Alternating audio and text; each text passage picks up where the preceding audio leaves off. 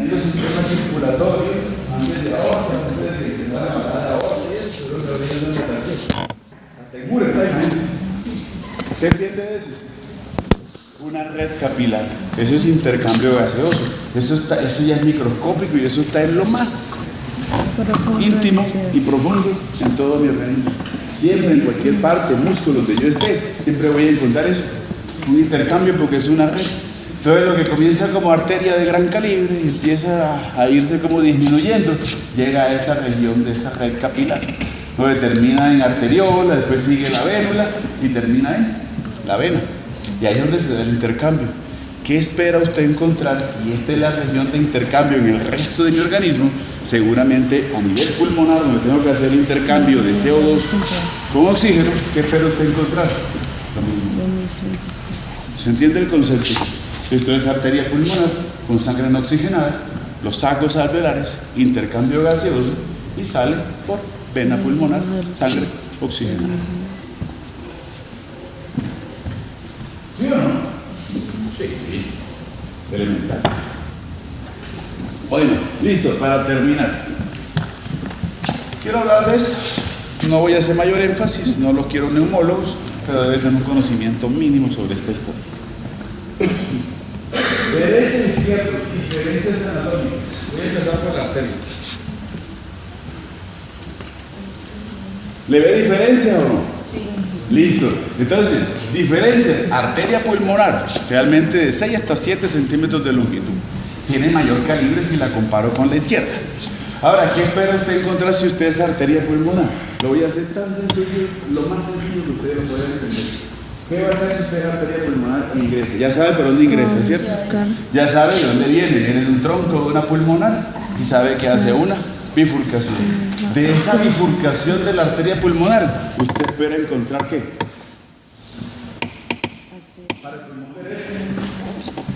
La arteria pulmonar se divide en arterias lobares y después se divide en arterias segmentarias. ¿Cuántas divisiones cree que tienen que haber? Mínimo, son muchas, pero mínimo tienen que ser 10 para que vayan a cada segmento. ¿Qué lleva? Sangre no oxigenada. Listo. Ahora, después de que llego hasta los sacos alveolares, hago el intercambio gaseoso, hago la hematosis y me devuelvo, debo devolverme ahora en sangre oxigenada a través de venas pulmonares, que tienen que partir o iniciar esta historia desde lo más íntimo, desde lo más profundo de los segmentos del pulmón. Y tienen que buscar de lateral o de profundo o de externo hacia medial, porque necesita salir a través de venas pulmonares. Entonces, ¿qué drenan las venas pulmonares? Sangre oxigenada. Pero, mire, si usted revisa, aquí tengo 1, 2 y 3. Sí, porque son 3 segmentos lo que había. Cuando usted revisa lo pulmonar, mire que solamente quedan 2. Entonces van a ser 2, pero en realidad es como una congruencia de estructuras. ¿Me explico? Si usted tiene el pedículo superior de la vena pulmonar drena sangre oxigenada, ¿de dónde? Del lóbulo superior, pero también del lóbulo medio. Y si usted tiene un pedículo inferior de su vena pulmonar, pues acuérdense que son 4, 2 derechas y 2 izquierdas, no me le podía poner 3 a esta historia, lo que sale son solamente 2. Por dentro sí está la gran división de. Si usted es el pedículo, la raíz inferior de la vena pulmonar derecha, va a drenar sangre del lóbulo medio y del lóbulo inferior. Al final, por el ilio, debe salir solamente 2. ¿Me van a entender el concepto, cierto? Sí. Listo. Derecha. Son más corticas. Entonces esta es de 6, 7, esta es de 2, 2.5, 3. A veces hasta 3.5, de pronto la pueden encontrar en longitud. El mismo concepto, solamente acá se simplifica. Si usted es arteria pulmonar, tiene que dividirse en 2 raíces, una superior y una inferior. Lóbulo superior y lóbulo inferior. Se ramifica, empieza como arteria lobal, después será ramos segmentarios, llega a los 10 segmentos y después empieza un recorrido desde lo más externo hacia medial. Y empieza de muchas ramas y empieza un recorrido hacia el medial de simplificación. Porque de esas 10 divisiones, al final hacia el medial solamente tienen que haber 2. Y esas 2 tienen que ser la raíz superior y la raíz inferior de la vena pulmonar. izquierda, o de las venas pulmonares izquierdas. La raíz superior drena la sangre oxigenada del lóbulo superior y la raíz inferior del lóbulo inferior. ¿Dudas o preguntas?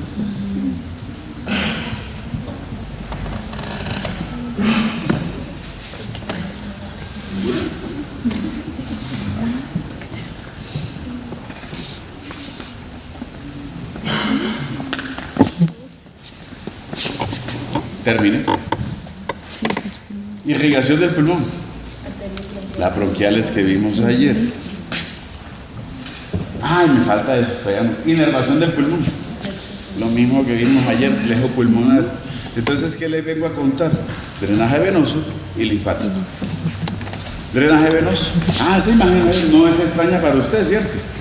Esa imagen cuando empezamos a hablar de ácidos y de miácidos, utilizamos esa, la de Fenés. Ahora, ¿cuál es el concepto con el drenaje venoso?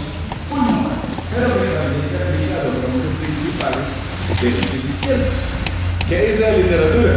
Si usted es un bronquio principal o es un bronquio lobar, usted hará su drenaje venoso a la derecha en ácidos. Si es a la izquierda, deberá ser en hemiácidos o hemiácidos accesorios. Ahí se combinan las dos circulaciones venosas, ya usted sabe. Ya sabe lo que es conmigo. ¿Estamos de acuerdo, sí? Listo. Ahora, el problema es cuando me hablan de la división que viene más allá de los bronquios lobares o secundarios, cuando me hablan de los bronquios segmentarios. Y cuando usted lee la literatura, el drenaje venoso de los bronquios segmentarios sucede ¿en dónde? En las venas pulmonares. Y ahí queda un sinsabor.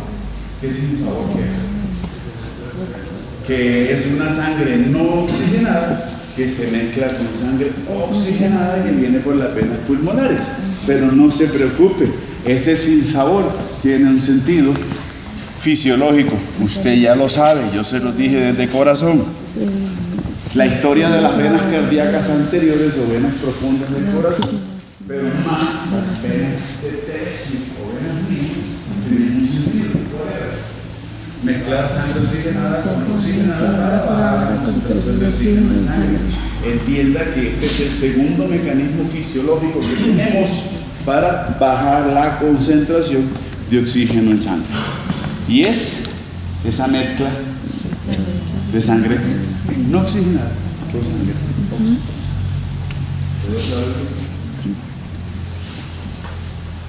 ¿Dudas o preguntas de pulmoncitos? Me falta el linfático, espérenme. Sin comentarios.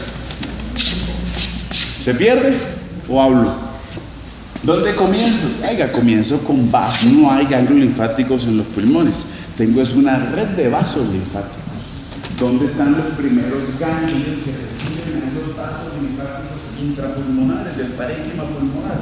A nivel del ilio. Por eso son broncopulmonares. El resto de la historia creo que usted la comprende, ¿cierto? Si usted es un ganglio linfático broncopulmonar y que está a nivel del ilio, la sangre de la linfa a nivel pulmonar, pero también es una linfa que es bronquial y que también va a ser de tráquea hacia dónde se va. Desde los broncopulmonares hacia intertraqueobronquiales. Y de ahí se reparte a la derecha y hacia la izquierda. ¿En qué? Preláteros rectotraqueales. Eso termina en corriente broncomediastínica, derecha, izquierda, y usted ya sabe dónde termina esa historia. ¿Comprendido ese más? Bueno, ahora sí, ¿dudas o preguntas? Bien,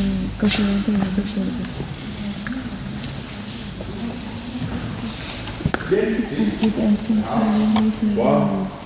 Quería solamente despejarle algo. Siempre la lectura de pulmón es a veces canzoncita, pero eso es lo mínimo que usted necesita tener ahí en la cabecita.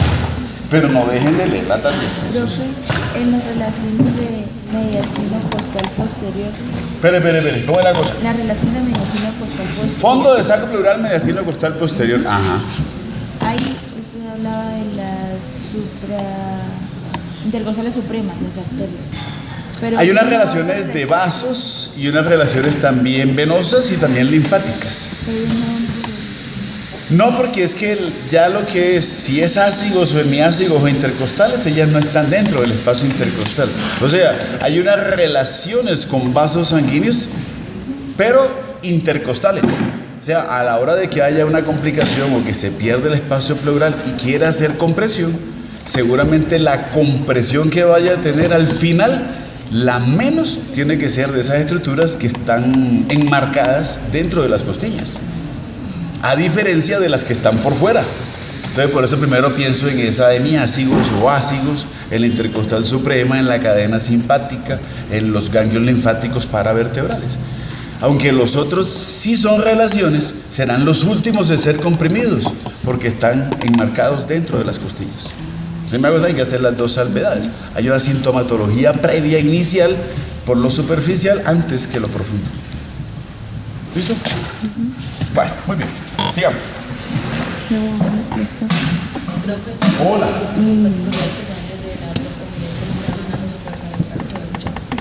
Sí terminan allá, porque es que en últimas esta corriente linfática, acuérdense que en el lado derecho debe conectarse la broncomediastínica derecha con la subclavia y con la yugular, y termina el confluente venoso de Pirogov del lado derecho. Ahora, de todos estos ganglios que se pueden palpar, de Virchow, ya en el pulmón, si hay cáncer de pulmón derecho, seguramente se afecta los ganglios supraclaviculares de Virchow derecho, y a la inversa lo que está a nivel del lado izquierdo. La broncomediastínica izquierda también tiene que conectarse con la subclavia y con la yugular.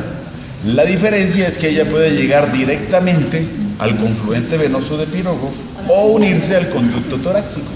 Pero independientemente de las dos cosas que haga, un cáncer de pulmón en el lado izquierdo, los supraclaviculares o de Virchow, que son los más palpables, son los que se infartan. ¿Estamos?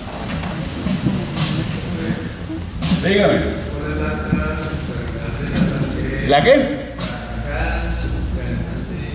Las subcarinales por debajo de la carina. Entonces, si tú miras aquí, ayer la miramos, pero ven y la miramos nuevamente. Si aparece la flecha, ole, aquí se ve la flecha y acá no se ve. Dirán ustedes que estoy ciego, pero acá no se ve la flecha. Pero ahí no se ve nada en la pantalla. Esto. ¿Qué bueno? Allá. ¿Qué va?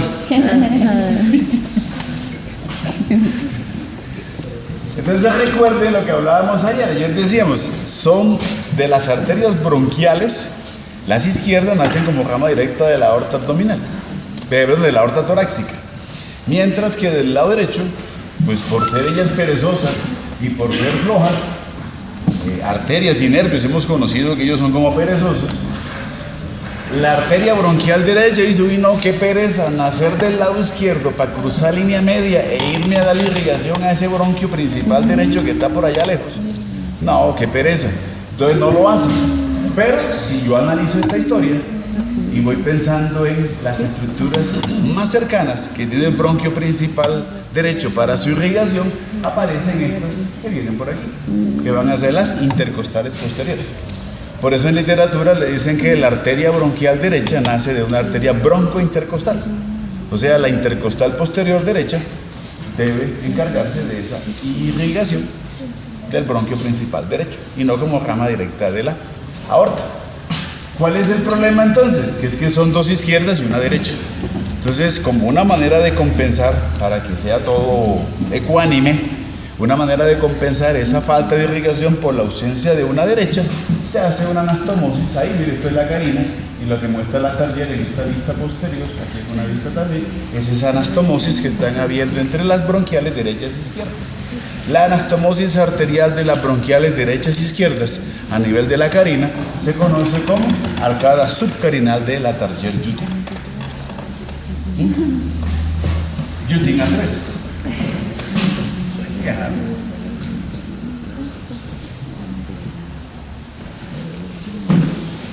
Bueno, muy bien. ¿Preguntas? ¿Se por acá? Mira cómo se traba.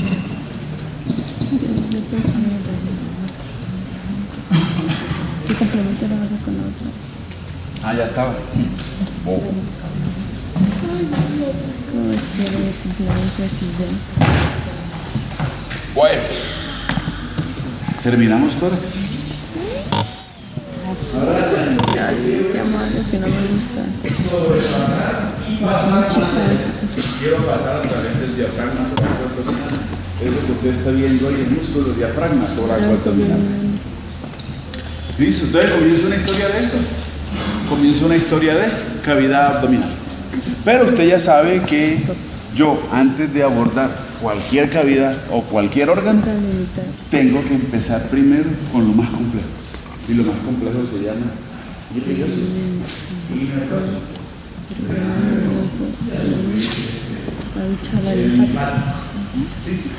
Creo que para el abdomen, uno de los grandes chicharrones se llama inervación.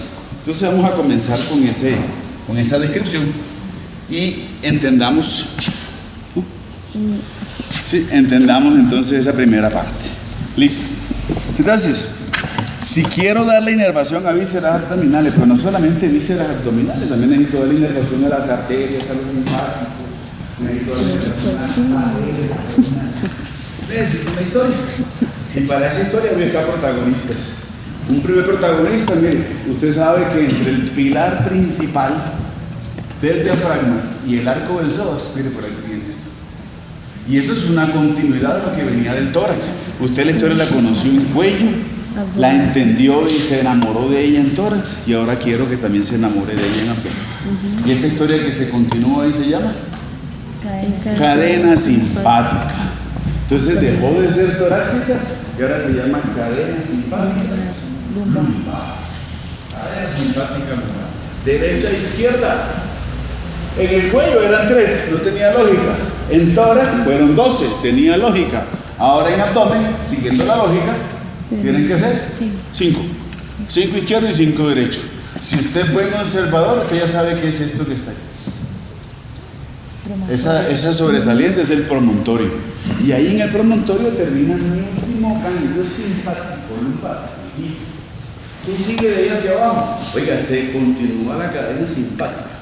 Pero en este caso ya cambiará también el nombre, porque va contra la concavidad ósea del sacro. Entonces se llamará cadena simpática sacra. También no hay mucha lógica porque son de 3 a 4 ganglios. Entonces son 5 agujeros, pero bueno, no, la idea no es buscarle lógica. Yo lo que necesito más que la lógica de cuántos números son es que recorra, necesito saber lo que lleva, que ya lo conozco, y las intercomunicaciones y su protagonismo. Entonces tengo de 3 a 4 ganglios simpáticos de una cadena que ahora se llamará cadena simpática sacra, y la figura no lo muestra, pero trata de demostrarlo, que puede tener 2 terminaciones. ¿Cuáles serán? Si usted le ve esa vía, le ve esa forma, que a nivel de coxis pueden unirse o pueden terminar separados. No tiene mayor implicación clínica, pero sí necesito ver esto. ¿Estamos? Primera parte. No problema. ¿Sí o no? Ah, bueno, me habla la historia a veces de una anastomosis. Usted me dice que el último ganglio simpático torácico se puede anastomosar con el primer ganglio simpático lumbar. A diferencia de cuello, no tiene ningún nombre, ninguna explicación y nada raro. Y a su vez, el último ganglio simpático y quinto de la cadena simpática lumbar puede unirse con el primer sacro. Lo mismo, no tiene nombre diferente, ni tampoco hace ninguna función diferente a como nos enamoramos de él cuando conocimos el estudiado. ¿Sí se enamoraron o no? Sí. ¿Todavía siguen enamorados de eso o no? Hace rato de divorciar. Listo, oiga, nombre. Mire esa belleza, ya vamos para allá. Entre más enredado, más fácil. Mire eso que está ahí. ¿Qué es? Cadena simpática lumbar. Ahora, miren lo que está aquí. Estoy viendo esto. Entonces, ¿eso que está ahí qué es? Usted dejó aquí la 12ª costilla. Usted hizo una historia en cuello de uniones de nervios. Después la hizo a nivel de miembro superior. Descansó a nivel de tórax, pero se acabó el descanso. Porque eso que usted está viendo aquí se llama las raíces anteriores de los nervios espinales, ahora a nivel lumbar. Entonces usted lo que está viendo aquí es L1, L2, L3, L4 y L5. Simplemente quiero rescatar algo, la lógica. Y lo que yo le dije en cuello, se lo mantengo hasta que terminemos esta historia. Si usted entendió y percibió y asumió la cervical, se le facilita la torácica, se le facilita la lumbar. Porque va a hacer lo mismo. Si usted es cadena simpática a nivel lumbar, acuérdense que lo primero que ella hace es hacer, como hizo en toda esta historia, que no va a ser la excepción a nivel abdominal, va a hacer anastomosis. Y en este caso lo va a hacer con, la literatura dice plejo lumbar, pero yo no estoy de acuerdo. Sí es complejo lumbar, sí, pero primero lo hace, obviamente, con los nervios responsables de formar el plejo lumbar. O sea, las raíces anteriores de nervios espinales de L1, L2, L3, L4. Lo segundo, eso lo esperaba, ramos directos que van a ser viscerales. Y en esos ramos directos viscerales, ¿quién más que esto? ¿Quién más que ese? ¿Se ve? ¿Se percibe? Descríbalo. Ramos vasculares. Y la historia continúa porque esos ramitos vasculares quiero que tengan un protagonismo en formar eso que usted ve blanquito encima de la aorta abdominal. ¿Qué debe ser? Plexo. Plexo aórtico. Ahora lo que yo veo delante, bueno, yo hice un plexo de aorta. Pero es más, esa historia es más compleja. Solamente quiero hacer introducción. ¿Estamos de acuerdo? Si usted es cadena simpática lumbar, tiene que dar seguramente ramos directos viscerales, todas las vísceras que estén ahí en la cavidad abdominal. Sí, también es cierto. Va a dar ramos directos viscerales, así en general. Después voy a ser más específico, no ahorita. Pero también tengo musculatura que tapiza la pared anterolateral del abdomen. Entonces, estar en la región posterior y la musculatura, que no la voy a contar ahorita, pero usted ya sabe que tengo músculos psoas major, sé que tengo músculos psoas minor. Voy a encontrar músculo quadratus lumborum, que está ahí, un músculo iliacus. Entonces debo dar también ramos musculares para esa musculatura que representa la pared posterior del abdomen. No la pared que usted conoció acá, sino la pared ahora desde la cavidad abdominal. Y la que es pared, pero interna. No la pared externa de la espalda, no, eso también es pared del abdomen. Cuando estoy hablando del plano a nivel dorsal, sino el plano muscular desde la cavidad abdominal.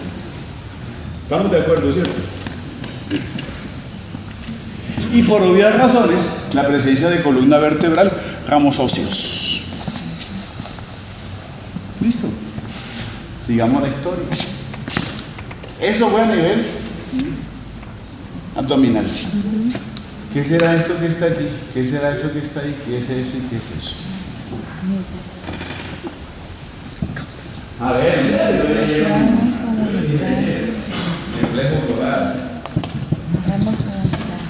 ¿qué es eso que usted ve ahí? Las raíces anteriores de los nervios sacros que están emergiendo por los forámenes sacros anteriores.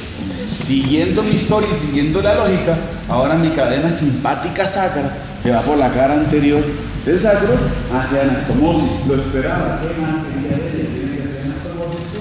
Las raíces anteriores de los nervios sacros, nervios espinales sacros. Entonces S1, S2, S3, S4 y nos muestran S5, pero son 5 niños que hay ahí, ¿cierto?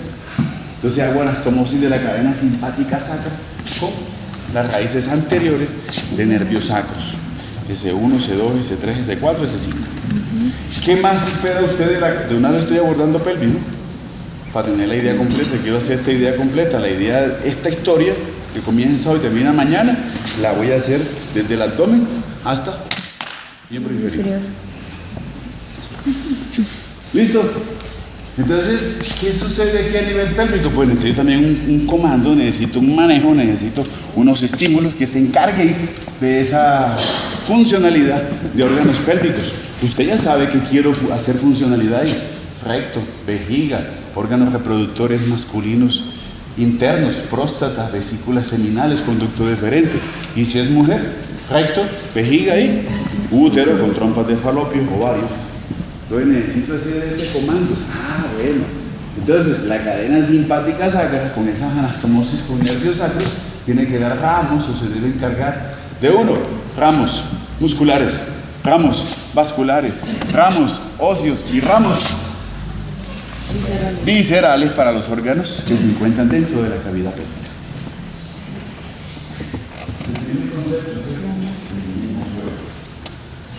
Pongámosle a esto sentido. Listo, esa es la parte introductoria. Voy a empezar aquí arriba. Usted esa historia ya la conoce. Si yo quiero abordar abdomen, tengo que buscar cuál es el eje nervioso que me debe comandar esta funcionalidad, no solamente de los paredes, no solamente de los músculos vasculares. Y cuando hablo de vascular, no solamente aorta, sino también. Sino también. Vena cava, lo venoso, sino también lo linfático. Todo. Entonces, la historia la voy a comenzar ahí porque usted ya sabe que está ahí. Defina lo que está ahí. Plexo celiaco, plejo solar o plejo celiaco, como una formación que es nerviosa, como una formación que es una formación que es retropancreática y que se encuentra ubicada entre T2, L1 y L2. Y que está conformada, si la figura no me ayude, va a estar conformada por 6 ganglios, que usted ya los conoció, ganglios nerviosos, que van a ser, aquí sí me gusta, 2, aquí se ve como 3, pero en realidad son 2 hacia arriba, celíacos o semilunares, 2 que están ubicados en la emergencia de esta arteria, que es la arteria mesentérica superior, ganglios mesentéricos superiores, y 2 que se encuentran hacia los lados, que van a ser los ganglios aórticos renales. 6 ganglios. Primera parte.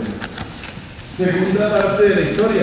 Si usted es buen observador, los ganglios Se intercomunican. se intercomunican entre sí. Entonces van a ser fibras nerviosas que hacen que los celíacos, faltan en la lista. Los celíacos no son ajenos a los aórticos renales ni viceversa. Es una historia de intercomunicación de nervios. Entonces los estímulos se reparten entre todos. Es una historia colaborativa de estímulos nerviosos. Segundo, aferencias. Porque yo necesito para esta historia y para que el plejo solar sea el protagonista en darle la inervación al abdomen, necesito que lleguen unas aferencias, necesito cargar a este plejo solar con estímulos para que las aferencias que salgan se distribuyan a las vísceras y a toda esta parte funcional abdominal que iniciaremos otra semana. ¿Listo? Bueno, entonces, ¿cuáles son las aferencias del plejo solar? Esta me sirve, estas 2 sirven. Usted ya lo conoce. Oiga, empecemos por aquí. Aquí tiene usted esto. ¿Eso es vago? Izquierdo. ¿Eso que está ahí es vago? Derecho. Sígalo.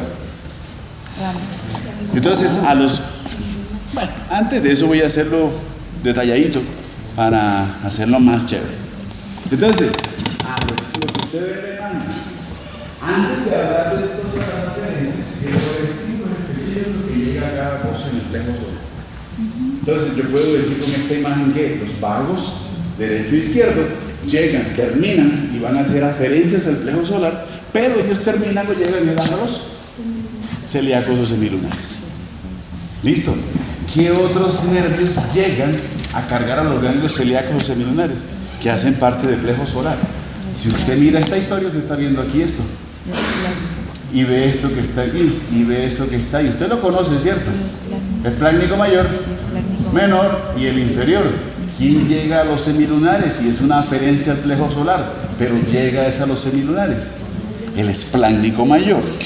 ¿Quién también es una aferencia del plejo solar llegando a los semilunares? Mire, el esplácnico menor también es una aferencia del plejo llegando a los semilunares. Listo, siga la historia. Aquí tengo este. ¿Quién es? El esplácnico menor. ¿Pasa por dónde? Por los aórticos renales, pero llega a los mesentéricos superiores. Aferencias al plejo solar. Cargando a los aórticos renales, terminando los mesentéricos superiores. Y la penúltima parte de esta historia de aferencias es este niño que está aquí. El esplácnico inferior. Y el esplácnico inferior termina en el